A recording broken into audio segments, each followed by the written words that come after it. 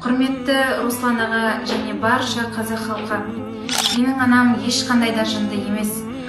Мен осы мәселенің ақ-қарасын ажыратып берулеріңізді сұраймын.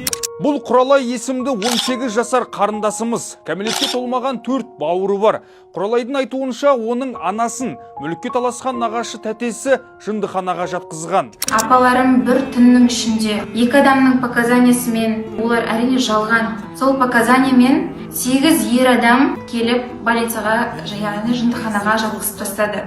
Сол күннен бері қарай өміріміз күл талқан шығып, біз балалар үйіне түстік. Біздің атымыздан апамыз сбор ашып, ақша жинап, мамамның телефонына дейін алып кетіп отыр. Қазіргі таңда ол апам Астана қаласынан үй алып, барлық отбасымен сол жаққа көшіп кетті. Қазіргі таңда Құралайдың анасы Жұлдыз Алматыдағы психологиялық сауықтыру орталығында. Дәрігерлер келіншектің диагнозының рас не өтірік екенін анықтап жатыр. Ал